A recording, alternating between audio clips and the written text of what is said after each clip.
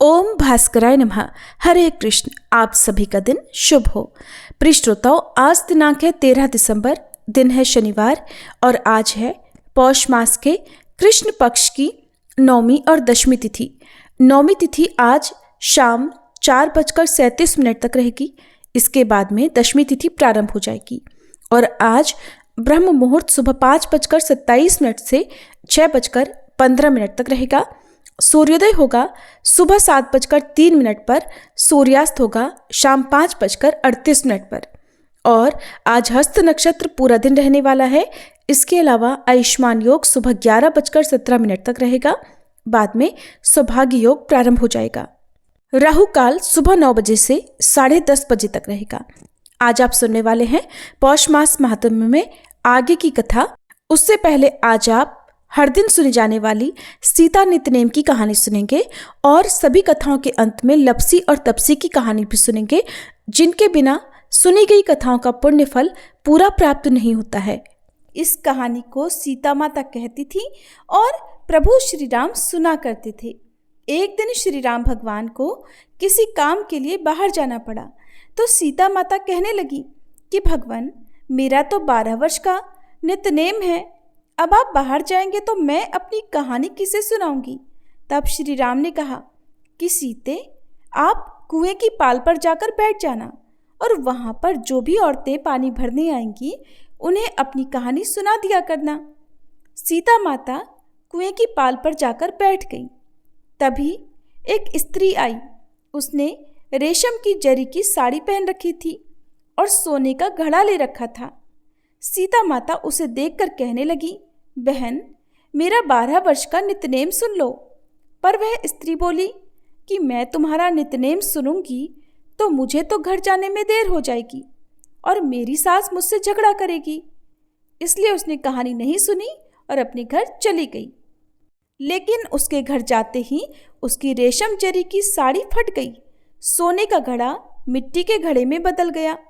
सासू ने देखा तो पूछा, अरे बहू, ये किसका दोष अपने सिर लेकर आ गई है। बहू बोली, माँ जी, कुएं पर एक औरत बैठी थी। उसने अपनी कहानी सुनने के लिए कहा, लेकिन मैंने नहीं सुनी। शायद उसी का ये फल मुझे मिला है। बहू की बात सुनकर अगले दिन वही साड़ी और वही घड़ा लेकर सास कुएं की पाल पर गई। सास को वहीं पर सीता माता बैठी मिली तो माता सीता ने कहा, बहन, मेरी कहानी सुन लीजिए। सासू बोली, एक बार छोड़, मैं तो 4 बार कहानी सुन लूंगी। तब सीता माता बोली, राम आए लक्ष्मण आए, देश के पुजारी आए, नित नेम का नेम लाए, आओ राम बैठो राम, तपी रसोई जीमो राम, माखन मिश्री खाओ राम, दूध पताशा पियो राम, सूत के पल का मोठो राम, शाल दुशाला पोठो राम, शाल दुशाला ओढ़ो राम, जब बोलूं राम ही राम, राम सवारे सबके काम, खाली घर भंडार भरेंगे, सबका बेड़ा पार करेंगे, श्री राम जय जय राम। सासू बोली, बहन, कहानी तो बहुत अच्छी लगी। फिर कहानी सुनकर सासू घर चली गई और उसकी साड़ी फिर से रेशम जरी की बन गई। मिट्टी का घड़ा भी फिर वापस से सोने के घड़े में बदल गया। बहू ने देखा तो कहने लगी, सासू माँ, आपने ये सब कैसे किया। सासू बोली, बहू, तू दोष लगा कर आई थी और मैं अब दोष उतार कर आ रही हूँ। बहू ने पूछा कि माँ जी, वह कुएं वाली स्त्री कौन है। सासू ने बताया कि वह तो सीता माता थी। वो पुराने से नया कर देती हैं, खाली घर में भंडार भर देती हैं। वह लक्ष्मी जी का वास घर में कर देती हैं और मनुष्य की जो भी इच्छा हो उसे पूर्ण कर देती हैं। बहू बोली, माँ जी, फिर तो ऐसी कहानी मुझे भी सुना दो। सास बोली कि ठीक है, तुम भी सुनो। फिर सास ने कहानी शुरू की। राम आए लक्ष्मण आए, देश के पुजारी आए, नित नेम का नेम लाए, आओ राम बैठो राम, तपी रसोई जीमो राम, माखन मिश्री खाओ राम, दूध बताशा पियो राम, सूत के पल का मोठो राम, शाल दुशाला पोठो राम, शाल दुशाला ओढ़ो राम, जब बोलूं राम ही राम, राम सवारे सबके काम, खाली घर भंडार भरेंगे, सबका बेड़ा पार करेंगे, बोलो श्री राम, जय जय राम। कहानी सुनकर बहू बोली, माँ जी कहानी तो बहुत अच्छी है। सासू ने कहा, ठीक है, अब से हम इस कहानी को रोज किया करेंगे। अब सास बहू रोज सवेरे उठती, नहाती धोती और पूजा करने के बाद नित्य नेम की सीता माता की कहानी कहती। एक दिन की बात है, उनके यहाँ पड़ोस की एक औरत आई और बोली कि बहन जरा सी आँच तो देना। तो बहू बोली कि आँच तो अभी हमने जलाई ही नहीं। पड़ोसन बोली, तो फिर तुम सुबह 4 बजे से उठकर क्या कर रही हो? तो उन्होंने कहा कि हम तो सुबह सुबह उठकर पूजा करते हैं, फिर सीता माता की नित्य नेम की कहानी कहते हैं। पड़ोसन ने उनकी बात सुनकर फिर कहा कि सीता माता की कहानी कहने से तुम्हें क्या मिला? तब वे दोनों बोली कि सीता माता की कहानी कहने से घर में भंडार भर जाते हैं, सारे काम पूर्ण हो जाते हैं, मन की इच्छा भी पूरी होती है। पड़ोसन ने कहा, बहन अगर ऐसा है तब तो फिर मुझे भी कहानी सुना दो। तब बहू बोली कि ठीक है, तुम भी ये कहानी सुन लो। राम आए लक्ष्मण आए, देश के पुजारी आए, नित नेम का नेम लाए। आओ राम बैठो राम, तपी रसोई जीमो राम, माखन मिश्री खाओ राम, दूध बताशा पियो राम, सूत के पल का मोठो राम, शाल दुशाला पोठो राम, शाल दुशाला ओढ़ो राम। जब बोलू राम ही राम, राम सवारे सबके काम, खाली घर भंडार भरेंगे, सबका बेड़ा पार करेंगे, श्री राम जय जय राम। पड़ोसन ने इस कहानी को सुना तो कहने लगी, बहन कहानी तो बहुत अच्छी लगी। अब वह पड़ोसन भी नित्यनेम सीता माता की कहानी कहने लगी। कहानी कहने से सीता माता ने पड़ोसन के भी धन के भंडार भर दिए। देखते ही देखते अब तो पूरे मोहल्ले में नित्यनेम की कथा चल पड़ी और हर किसी की मनोकामना पूर्ण होने लगी। हे सीता माता, जैसे आपने उन सभी के भंडार भरे, वैसे ही हमारे भी भरना। कहानी कहने वाले, सुनने वाले और हुंकार भरने वाले सबके भरना। सभी प्रेम से बोलिए, सीता मैया की जय। अब सुनिए आज का अध्याय, जिसमें आज आप महाराज जी की अन्य लीलाओं का वर्णन सुनेंगे। एक बार पौष के महीने में इनाम सिंह शेगांव आया और महाराज से कहने लगा, महाराज आप अटगांव चलिए। मैं जब अपने भांजे के घर ले जाने के लिए आपके पास आया था, तब आपने मुझे वचन दिया था। ये सुनकर समर्थ बोले, बेकार का आग्रह मत करो, इस समय नहीं आता, पीछे फिर कभी आ जाऊंगा। तब उसने कहा, महाराज जी मैं तो आपका भक्त हूँ, मेरी इच्छा पूर्ण कीजिए। आप मुंडगांव चलिए, मुंडगांव चलकर कुछ दिन मेरे घर में रहिएगा, मैं सारी तैयारियां करके आया हूँ। ये सुनकर साधु श्रेष्ठ समर्थ इनाम सिंह के साथ मुंडगांव गए। सो वहाँ के सारे स्त्री पुरुष महाराज जी के दर्शन करने के लिए आए और उनके दर्शन पाकर किसी के भी आनंद की सीमा ही नहीं रही। इनाम सिंह ने वहाँ पर भोजन का प्रबंध किया। महाराज जी के आने से मुंडगांव तो मानो गोदावरी तट का पैठण ही हो गया था।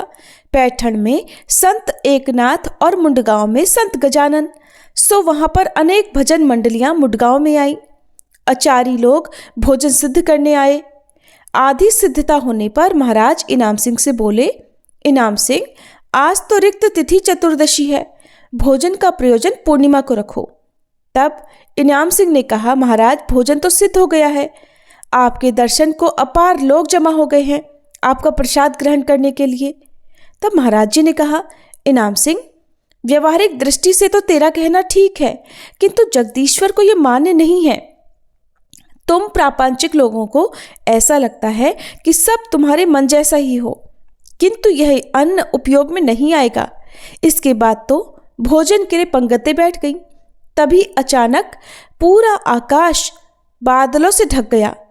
आसमान में बिजलियां चमकने लगी, बड़ी जोर जोर से हवा बहने लगी, जिससे जंगल के अनेक वृक्ष उखड़कर गिरने लगे और देखते ही देखते वर्षा होने लगी।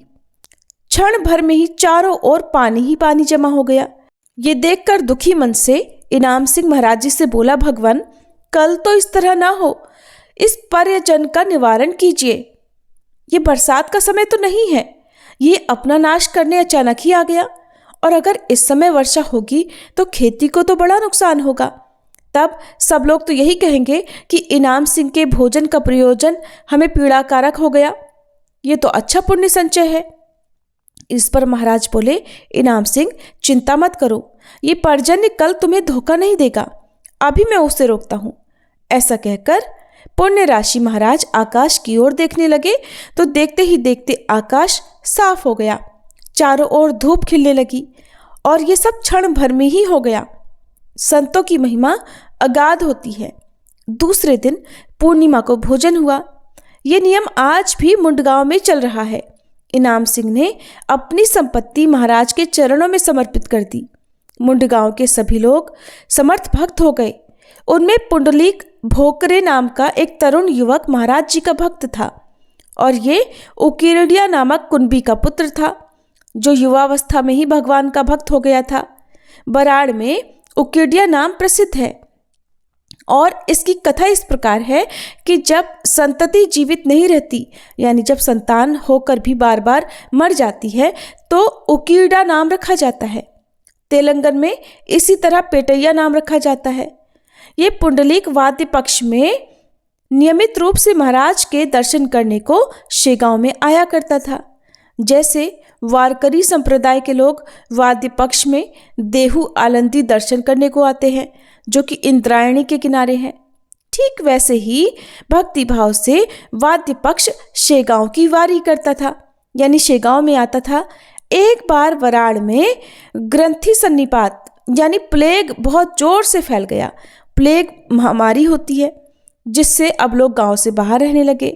प्लेग रोग में पहले तो शरीर में बहुत पीड़ा होती है, बहुत बाधा होती है, और फिर शरीर में ज्वर हो जाता है, नेत्र लाल हो जाते हैं, संधि स्थान में ग्रंथि उठ जाती है और उस पर वात का प्राबल्य होता है, रोग बढ़ जाता है, चेतना लुप्त हो जाती है। प्राचीन समय में यह व्याधि, यह रोग भारतवर्ष में नहीं थी। पश्चिम देशों में ये रोग होता था, जहाँ पर बहुत अधिकता से ये बीमारी फैलती थी, और पश्चिम देशों के संसर्ग में आने पर यहाँ पर भी यह रोग फैल गया, यह बीमारी फैल गई। उसके प्रतिकार के लिए लोग घर द्वार छोड़कर कुटी बनाकर जंगल में रहते, एक दूसरे से बिल्कुल दूर दूर रहते। ऐसे विकट रोग का संक्रमण मुंडगांव में भी फैला। इस समय पुंडलीक की बारी का समय था, सो वह शेगांव के लिए चल पड़ा। चलते समय उसे थोड़ा थोड़ा ज्वर था, लेकिन उसने किसी से बताया नहीं। छुपकर शेगांव की ओर अपने पिता के साथ वह चल पड़ा। 5 कोस चलने पर उसे बहुत तेजी से ज्वर चढ़ाया और एक पैर भी आगे रखना असंभव हो गया। शरीर में भयानक पीड़ा होने लगी। उसकी कांख में एक गांठ उभर आई और वह पीड़ा से त्रस्त हो गया। उसके लक्षण देखकर उसके पिता ने उससे पूछा, अरे पुंडलीक, ऐसा क्यों कर रहा है? पुंडलीक ने उत्तर दिया, पिताजी, मुझे ज्वर आ गया है और कांख में एक गांठ भी उठाई है। सारी शक्ति क्षीण हो गई है, इतनी कमजोरी हो गई है कि मुझसे अब चला भी नहीं जाता। मेरा दुर्भाग्य है कि ये वारी नहीं जा पाऊंगा। अब उसने मन ही मन प्रार्थना शुरू की, हे दयाधन स्वामी गजानन, इस वारी का खंड मत पड़ने दीजिए, अपने दिव्य चरणों का दर्शन दीजिए। हे भक्त वत्सल कृपा निधान, वारी पूरी होने पर भले ही मुझे ज्वर आ जाए या मेरा शरीर भी छूट जाए तो मुझे परवाह नहीं होगी, किंतु वारी अवश्य पूर्ण कीजिए। ये वारी ही तो मेरा पुण्य संचय है, जिसका नाश करने के लिए यह व्याधि शत्रु रूप हो गई है। शास्त्रों का कहना है, तथा वैसे भी जब तक शरीर मजबूत होता है तब तक परमार्थ कर सकते हैं, वरना नहीं कर सकते। जैसे कि आचार्य शंकर ने कहा है कि जब तक शरीर स्वस्थ है तब तक बुढ़ापा शरीर को कमजोर नहीं करता, जब तक इंद्रियों में अथक शक्ति है तब तक आयु शेष है, तब तक आत्म कल्याण के लिए पुरुष को महान प्रयत्न करना चाहिए। नहीं तो जैसे घर जलने पर कुआं खोदना व्यर्थ हो जाता है, वैसे ही परमार्थ की भी गति होती है। यानी कि जो लोग कहते हैं बुढ़ापे में ईश्वर भजन कर लेंगे, यही तो सबसे बड़ी भूल है। इसलिए पुंडलीक की अवस्था देखकर अब उसके पिता को बड़ी चिंता हुई। दुख से वह बहुत व्याकुल हो गए और कातर स्वर में रोने लगे, कहने लगे, हे भगवान, मेरा तो यह एकमात्र पुत्र है, यही मेरे कुल का दीपक है, सो मेरे वंश का दिया ना बुझने पाए। अब उसने अपने पुत्र से कहा, बेटे, तुम्हारे बैठने के लिए गाड़ी या घोड़ा ले आऊं क्या? इस पर पुंडलिक ने उत्तर दिया, बाबा, वारी तो पैदल ही होनी चाहिए, उठते बैठते चले चलते हैं। अब आपसे बस इतनी ही प्रार्थना है कि अगर रास्ते में मेरी मृत्यु हो जाए तो मेरा शव जरूर शेगांव लेकर जाना, किसी प्रकार का शोक मत करना। इस तरह रास्ते भर कभी उठते कभी बैठते आराम करते थक हार कर पीड़ा से त्रस्त होकर शेगांव पहुंच गया और समर्थ को देखते ही दंडवत प्रणाम किया। उसे देखते ही महाराज जी ने एक लीला की। उन्होंने एक हाथ से उसकी कांख जोर से दबाई और पुंडलिक से बोले, पुंडलिक, तुम्हारा विघ्न दूर हो गया, अब तुम्हें तिल भर भी शंका करने की जरूरत नहीं है। ऐसे महाराज पुंडलिक को बोलते ही पुंडलिक की कांख की गांठ जगह पर बैठ गई और देखते ही देखते उसका ज्वर भी उतर गया, दूर हो गया। कमजोरी के कारण शरीर में कंपन हो रहा था। तब तक पुंडलिक की माता ने पुंडलिक के हाथों में नैवेद्य लाकर दे दिया, जो उसने महाराज जी के सामने रखा।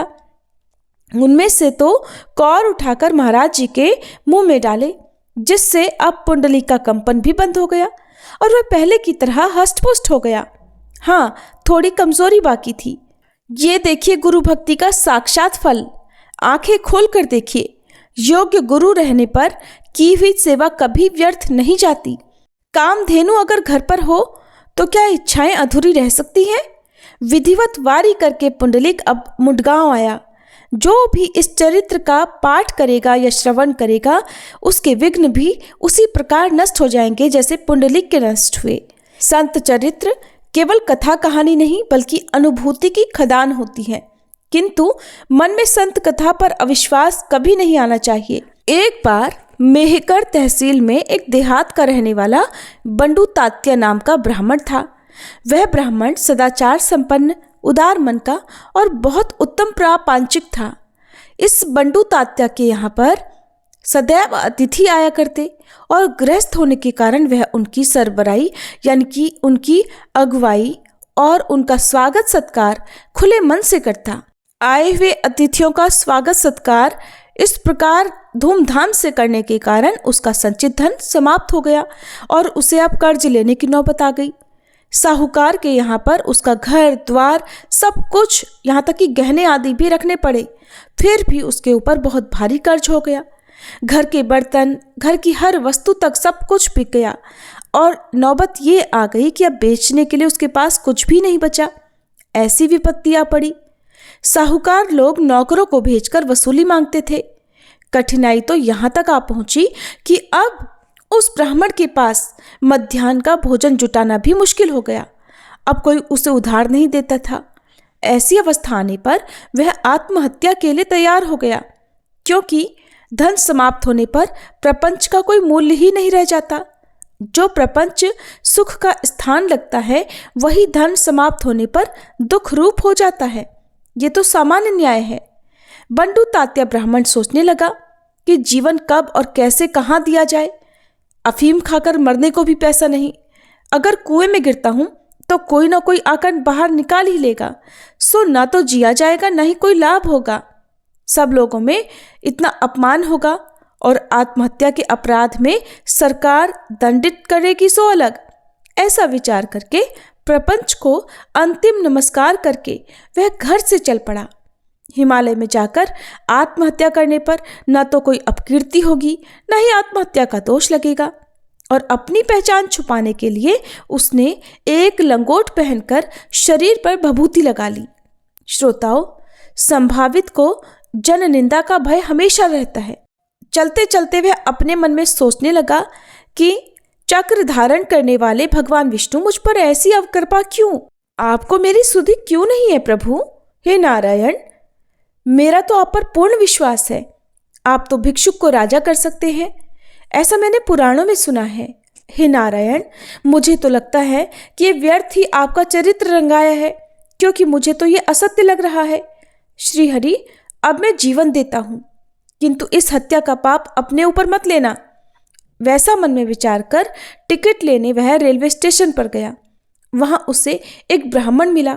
उसने कहा, अभी हरिद्वार का टिकट मत लो, पहले संत दर्शन कर लो, फिर हरिद्वार जाना। बरार प्रांत में श्री गजानन महासंत हैं, पहले तुम उनके दर्शन करने के लिए जाओ। आज तक भूमि पर संत दर्शन कभी व्यर्थ नहीं गया। त्रस्त होकर जल्दबाजी मत करो। जब ब्राह्मण ने उससे ऐसा कहा तो बंडू तात्या चौंधिया गया। सोचने लगा कि अचानक ये कौन मनुष्य मिल गया। क्या इसने मुझे बंडू तात्या करके पहचान लिया? अब इससे पूछूं भी तो कैसे? चलो कुछ भी हो, शेगांव जाकर महाराज जी की चरण वंदना करूंगा। ऐसा निश्चय करके वह शेगांव पहुंच गया। जब ब्राह्मण महाराज के दर्शन को गया तो हंसकर महाराज ने उससे पूछा, अरे बंडू तात्या, हिमालय में जाकर क्यों प्राण देते हो?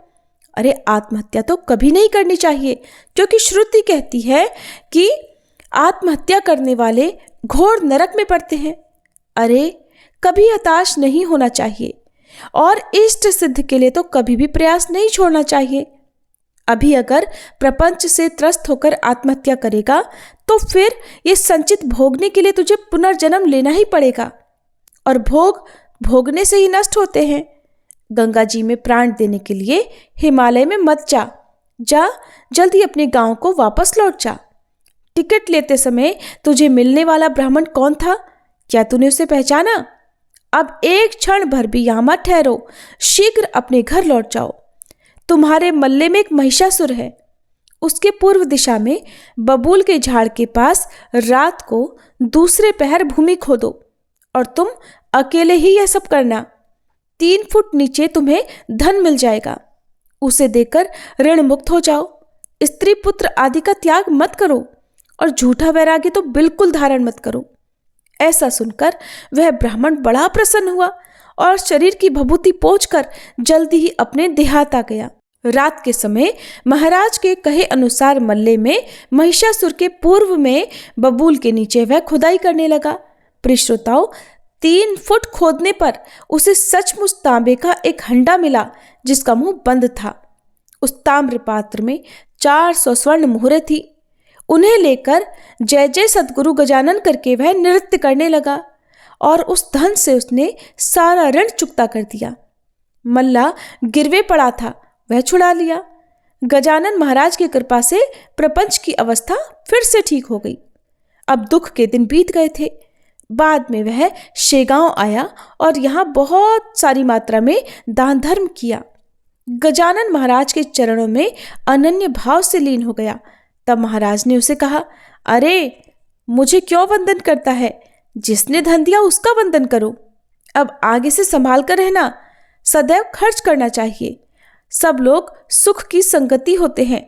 दुख में केवल श्रीपति ही सहारा देते हैं और कोई नहीं, इसलिए उन्हें कभी भुलाना नहीं चाहिए। ये उपदेश सुनकर तात्या बड़ा प्रसन्न हुआ। महाराज को वंदन करके प्रसन्न होकर वह अपने गांव वापस लौट गया। एक बार सोमवती अमावस्या का पर्व आया। सोमवार को अमावस्या आने पर उसे सोमवती कहते हैं, और ये एक बहुत बड़ा पर्व माना जाता है। इस सोमवती अमावस के दिन नर्मदा स्नान करने का बड़ा महात्म्य है।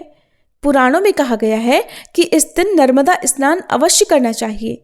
इसलिए शेगांव के बहुत सारे भक्तगण नर्मदा स्नान करने के लिए तत्पर हुए। इसके बाद उन्होंने सारी साधन सामग्री जुटाई, जिसमें बंकटलाल, मार्तंड पाटिल, मारुति पाटिल, चंद्रभान पाटिल, बजरंग लाल इत्यादि ने इकट्ठे होकर ओंकारेश्वर जाने का निश्चय किया। बंकटलाल ने कहा, हम लोग नर्मदा स्नान के लिए जा रहे हैं, सो महाराज जी को भी लेकर चलते हैं।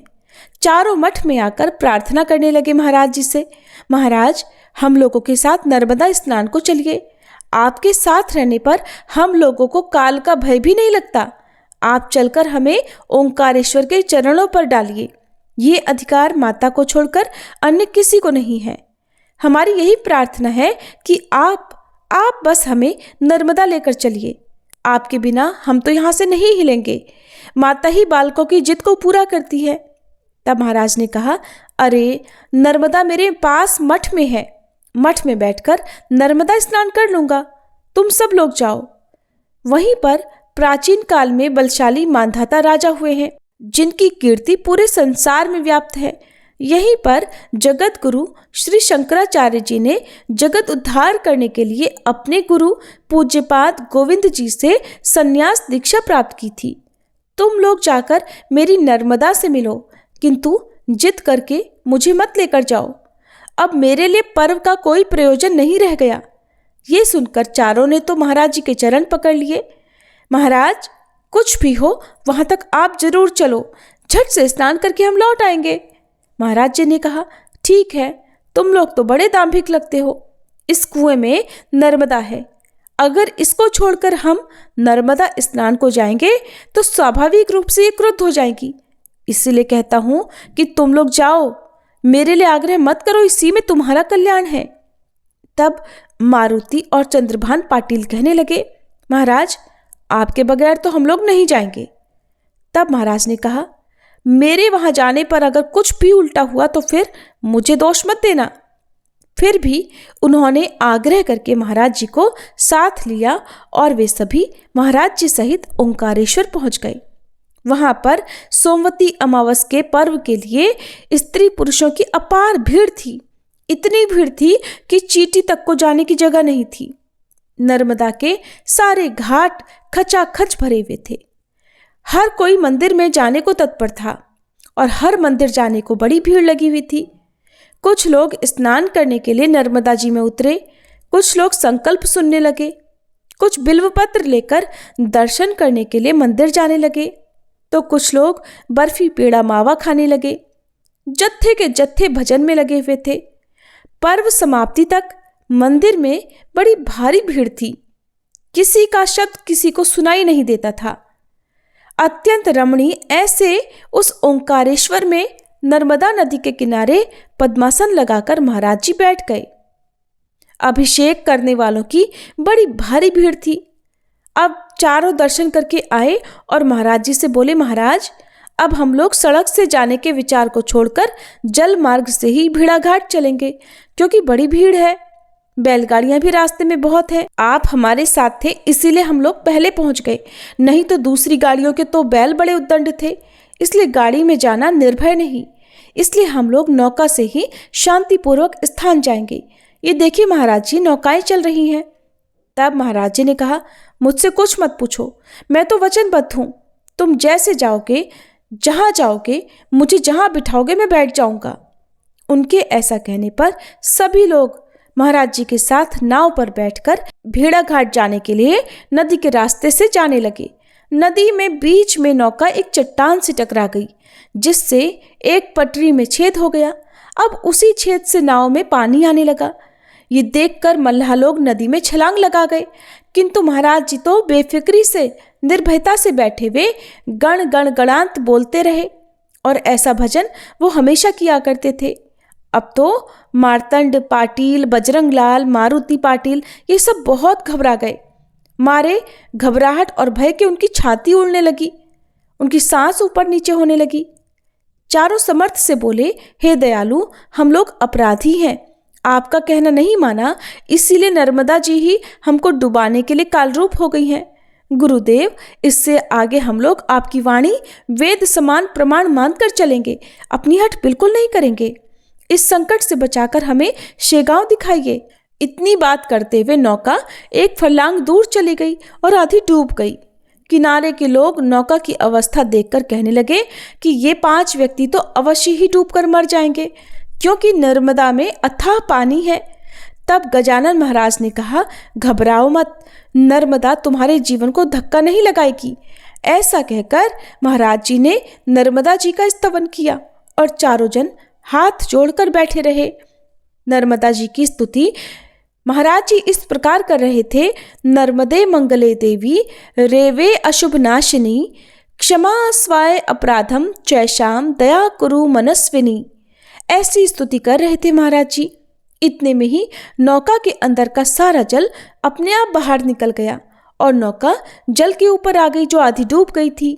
कारण उस नौका के साथ भिलनी के रूप में प्रत्यक्ष नर्मदा जी थी, जिसके कटी प्रदेश यानी कमर तक के वस्त्र गीले हो गए थे, क्योंकि नौका पानी में आधी डूब गई थी।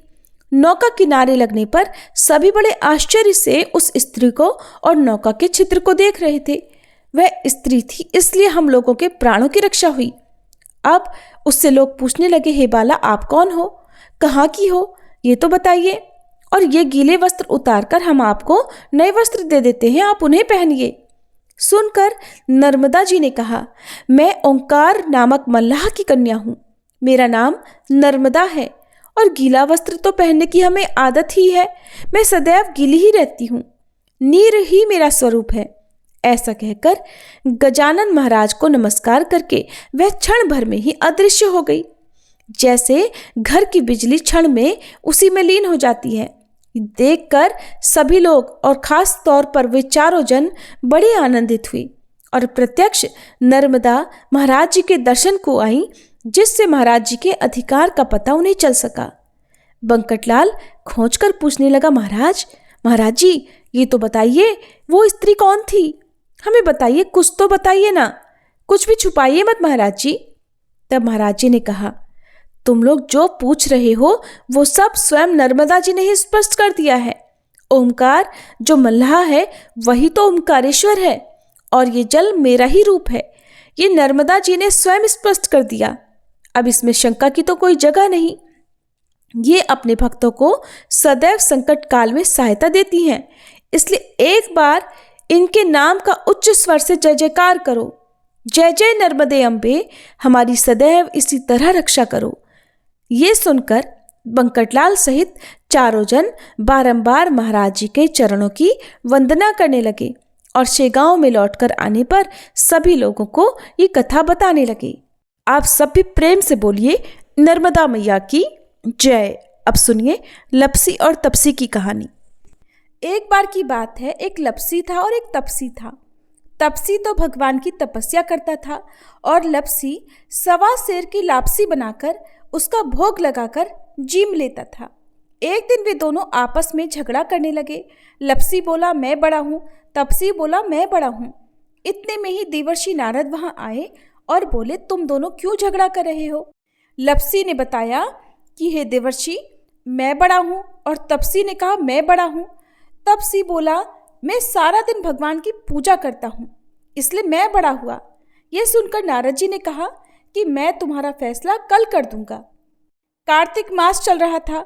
दूसरे दिन लपसी और तपसी नहाकर आए तो नारद जी ने 1.25 करोड़ की अंगूठी उनके आगे फेंक दी।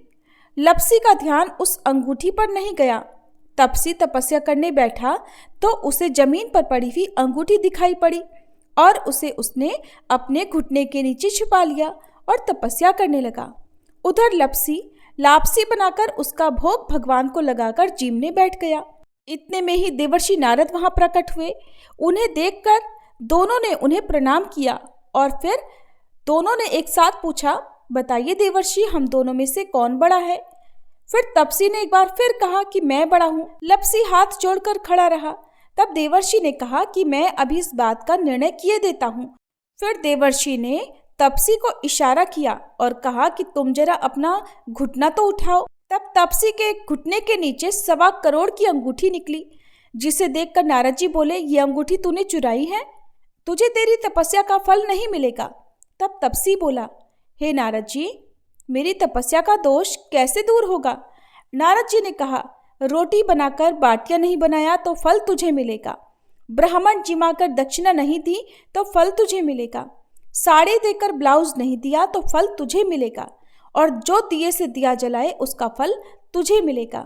सब व्रत त्योहारों की कहानी सुनने के बाद जो तेरी कहानी ना सुने उसका फल तुझे मिलेगा। तब से लपसी तपसी की कहानी सुनी और सुनाई जाती है। कहानी सुनने के बाद कहा जाता है, लपसी को फल लपसी न हो जियो, तपसी को फल तपसी न हो जियो, महा की कहानी कथा को फल महाने हो जियो। ये थी लपसी और तपसी की कहानी। अब सुनिए 40वां पाठ। श्री रवि हरत हो घोरतम, अगणित किरण पसारी, वंदन करूं तब चरणन में, अर्घ देऊं जलधारी। सकल सृष्टि के स्वामी हो, सचराचर के नाथ, निस्दिन होत तुमसे ही, होवत संध्या प्रभात। जय भगवान सूरतमहारी, जय खगेश दिन कर शुभकारी। तुम हो सृष्टि के नेत्र स्वरूपा, त्रिगुणधारी त्रैवेद स्वरूपा। तुम ही करता पालक संहारक, भुवन चतुर्दश के संचालक, सुंदर बदन चतुर्भुजधारी, रश्मि रथी तुम गगन विहारी। चक्र शंख अरु श्वेत कमलधर, वर मुद्रा सोहत चोटे कर। शीश मुकुट कुंडल गलमाला, चारु तिलक तब भाल विशाला। सप्त अश्वरथ अति द्रुतगामी, अरुण साथी गति अविरामी। रक्त वरुण आभूषण धारक, अति प्रिय तोहे लाल पदारथ। सर्वात्मा कहे तुम्हें ऋग्वेदा, मित्र कहे तुमको सब वेदा। पंचदेवों में पूजे जाते, मनोवांछित फल साधक पाते। द्वादश नाम जाप उद्धारक, रोग शोक अरु कष्ट निवारक। माँ कुंती तब ध्यान लगायो, दानवीर सूत कर्ण सो पायो। राजा युधिष्ठिर तब जस गायो, अक्षय पात्र वो वन में पायो। शस्त्र त्याग अर्जुन अकुरायो, बन आदित्य हृदय से पायो। विंध्याचल तब मार्ग में आयो, हाहाकार तिमिर से छायो। मुनि अगस्त गिरि गर्व मिटायो, निज तप बल से विंध्य नवायो। मुनि अगस्त तब महिमा गाई, सुमिर भये विजयी रघुराई। तोहे विरोक मधुर फल जाना, मुख में ली नहीं तोहे हनुमाना। तब नंदन शनिदेव कहावे, पवन के सूत शनि तीर मिटावे। यज्ञ व्रत स्तुति तुम्हारी कीन्ही, भेंट शुक्ल यजुर्वेद की दीन्ही। सूर्यमुखी खरितर तब रूपा, कृष्ण सुदर्शन भानु स्वरूपा। नमन तोहे ओंकार स्वरूपा, नमन आत्मा अरुकाल स्वरूपा। दिग दिगंत तब तेज प्रकाशे, उज्ज्वल रूप तुम्ही आकाशे। दश दिगपाल करत तब सुमिरन, अंजलि नित्य करत हैं अर्पण। त्रिविध ताप हरता तुम भगवन, ज्ञान ज्योति करता तुम भगवन। सफल बनावे तब आराधन, गायत्री जप सरल है साधन। संध्या त्रिकाल करत जो कोई, पावे कृपा सदा तब वोही। चित शांति सूर्यास्तक देव, व्याधि अपाधि सब हर लेवे। अष्टदल कमल यंत्र शुभकारी, पूजा उपासना तब सुखकारी। माघ मास शुद्ध सप्तमी पावन, आरंभ हो तब शुभ व्रत पालन। भानु सप्तमी मंगलकारी, भक्ति दायनि दोषणहारी। रविवासर जो तुमको ध्यावे, पुत्रादिक सुख वैभव पावे। पाप रूपी पर्वत के विनाशी, व्रज रूप तुम हो अविनाशी। राहु आन तब ग्रास बनावे, ग्रहण सूर्यता को लग जावे। धर्म दान तब करते हैं साधक, मिटत राहु तब पीड़ा बाधक। सूर्य देव तब कृपा कीजे, दीर्घ आयु बल बुद्धि दीजे। सूर्य उपासना कर नित ध्यावे, कुष्ठ रोग से मुक्ति पावे। दक्षिण दिशा तोरी गति जावे, दक्षिणायन वो ही कहलावे। उत्तर मार्गी तोरो रथ होवे, उत्तरायण तब वो कहलावे। मन और वचन कर्म हो पावन, संयम करता भलित आराधन। भरत दास चिंतन करत घर दिन कर तब ध्यान, रखियो कृपा इस भक्त पे तुम्हारी सूर्य भगवान। ओम जय सूर्य भगवान, जय हो दिनकर भगवान। जगत के नेत्र स्वरूपा, तुम हो त्रिगुण स्वरूपा। धरत सब ही तब ध्यान, ओम जय सूर्य भगवान। सारथी अरुण है प्रभु, तुम श्वेत कमल धारी। तुम चार भुजाधारी, अश्व है सात तुम्हारे। कोटि किरण पसारे, तुम हो देव महान। ओम जय सूर्य भगवान।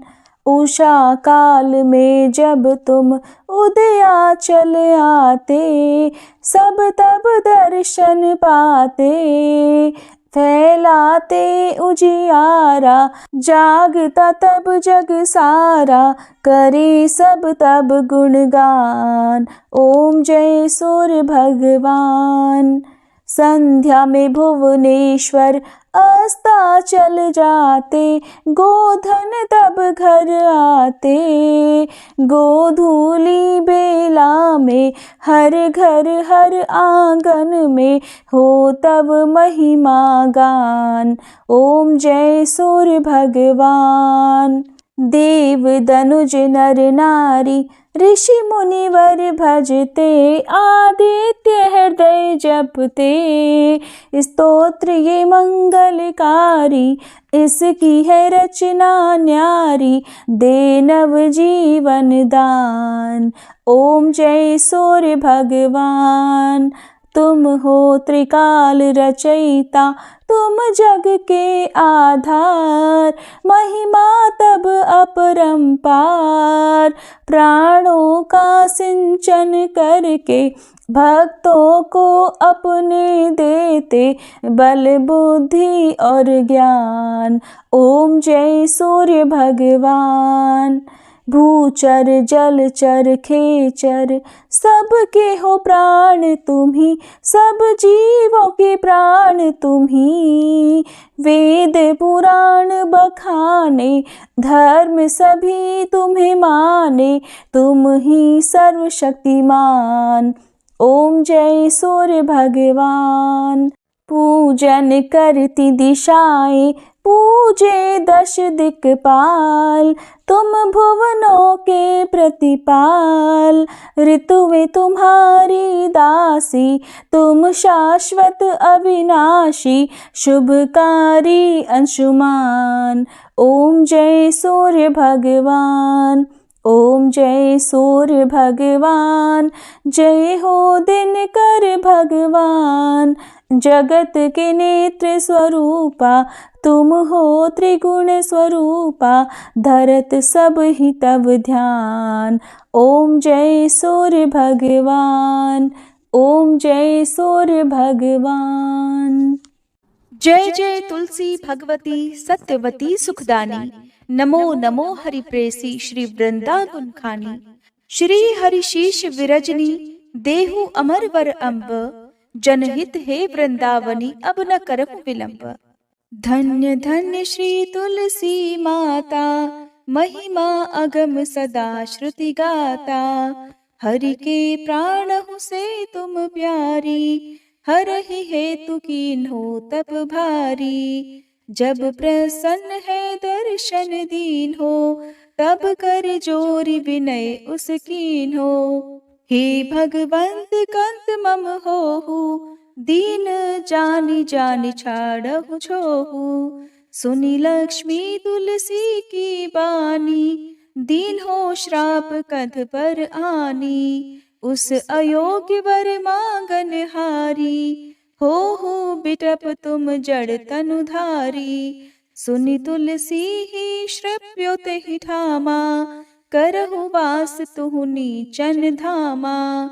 दियो वचन हरि तब तत्काला, सुनहु सुमुखि जानि होहु बिहाला। समय पाई ब्योहरो पाति तोरा, पूजहि आस वचन सत मोरा। तब गोकुल मह गोप सुदामा, तासु भई तुलसी तू बामा। कृष्ण रास लीला के माही, राधे शक्यो प्रेम लखि नाही। दियो श्राप तुलसी तत्काला, नर लोक ही तुम जन्महु बाला। यो गोप वह दानव राजा, शंख चूर्ण नामक शिर ताजा। तुलसी भई दासु की नारी, परम सती गुण रूप अगारी। अस द्वै कल्प बीत जब गयहु, कल्प तृतीय जन्म तब भयहु। वृंदा नाम भयो तुलसी को, असुर जलंधर नाम पति को। कर अति द्वंद अतुल बल धामा, कीन्हा शंकर से संग्रामा। जब निज सैन्य सहित शिव हारे, मरहि न तब हर हर ही पुकारे। पतिव्रता वृंदाती नारी, को न सके पति ही संहारी। तब जलंधर ही भेष बनाई, वृंदा ढिग हरि पहुँचो जाई। शिव हित लहि करि कपट प्रसंगा, कियो सतीत्व धर्म तो ही भंगा। भयो जलंधर कर संहारा, सुनी उर शोक उपारा। तिहि क्षण दियो कपट हरि टारी, लखि वृंदा दुख गिरा उचारी। जलंधर जस हत्यो भीता, सोई रावण तस हरहि सीता। अस प्रस्तर सम हृदय तुम्हारा, धर्म खंडी मम पति संहारा। यही कारण लहि श्राप हमारा, होवे तनु पाषाण तुम्हारा। सुनि हरि तुरत ही वचन उचारे, दियो श्राप बिना विचारे। लख्यो ना निज कर दूत पति को, छलन चाहियो जब पार्वती को। जड़ मति तुह अस हो जड़ रूपा, जग में तुलसी बिटप अनूपा। धग्व रूप हम शाली ग्रामा, नदी गंडकी बीच ललामा। जो तुलसी दल हम ही चढ़ई है, सब सुख भोग परम पद पई है। बिनु तुलसी हरि जलत शरीरा, अतिशय उठत शीश उर पीरा। जो तुलसी दल हरि शिर धारत, सो सहस्त्र घट अमृत डारत। तुलसी हरि मन रंजनिहारी, रोग दोष दुख भंजनिहारी। प्रेम सहित हरि भजन निरंतर, तुलसी राधा में नाही अंतर। व्यंजन हो 56 प्रकारा, बिन तुलसी दल ना हरहि प्यारा। सकल तीर्थ तुलसी तरु छाही, लहत मुक्ति जन संशय नाही। कवि सुंदर इक हरि गुण गावत, तुलसी निकट सहस गुण पावत। बसत निकट दुर्वासा धामा, जो प्रयास ते पूर्व ललामा।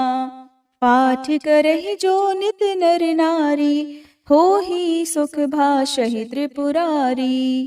तुलसी चालीसा पढ़ी तुलसी तरु गृहधारी, दीप दान करी पुत्र फल पावहि बंध्यहु नारी। सकल दुख दरिद्र हरिहार वै परम प्रसन्न, आशय धन जन लड़ही कर बसहि पूर्णा अत्र। लाही अभिमत फल जगत महिलाहि पूर्ण सब काम, जेहि दल अर्पहि तुलसी तह सहस बसहि हरि राम। तुलसी महिमा नाम लख, तुलसी सूत सुख राम। मानस 40 रच्यो जग मह तुलसीदास। प्रेम से बोलिए तुलसी महारानी की जय। तुलसी महारानी नमो नमो, हरि की पटरानी नमो नमो। तुलसी महारानी नमो नमो, धन तुलसी पूरण तप कीनो। शालिग्राम बनी पटरानी नमो नमो। तुलसी महारानी नमो नमो, हर की पटरानी नमो नमो। जाके पत्र मंजरी कोमल, श्रीपति कमल चरण लपटानी नमो नमो। तुलसी महारानी नमो नमो, हरि की पटरानी नमो नमो। कौन महीने बोई रानी तुलसा, कौन महीने हुई हरियाली। नमो नमो तुलसी महारानी, नमो नमो हर की पटरानी। नमो नमो कौन महीने हुई तेरी पूजा, कौन महीने हुई पटरानी। नमो नमो तुलसी महारानी, नमो नमो। आषाढ़ मास में बोई रानी तुलसा, सावन महीने हुई हरियाली। नमो नमो तुलसी महारानी, नमो नमो हरि की पटरानी। नमो नमो कार्तिक मास में हुई तेरी पूजा, मंगसिर मास हुई पटरानी। नमो नमो तुलसी महारानी, नमो नमो हर की पटरानी। नमो नमो धूप दीप नैवेद्य आरती, पुष्पन की वर्षा बरसानी। नमो नमो तुलसी महारानी, नमो नमो हर की पटरानी। नमो नमो 56 भोग 36 व्यंजन, बिन तुलसी हरि एक न मानी। नमो नमो तुलसी महारानी, नमो नमो हरि की पटरानी। नमो नमो जो तुलसी को सवेरे गाए, श्री कृष्ण के दर्शन पाए। नमो नमो तुलसी महारानी, नमो नमो हर की पटरानी। नमो नमो जो तुलसी को दोपहर गाए, खीर खांड का भोग लगाए। नमो नमो तुलसी महारानी, नमो नमो हर की पटरानी। नमो नमो जो तुलसी को सांझ को गाए, श्री कृष्ण की आरती उतारे। नमो नमो तुलसी महारानी, नमो नमो हर की पटरानी। नमो नमो जो तुलसी को रात को गाए,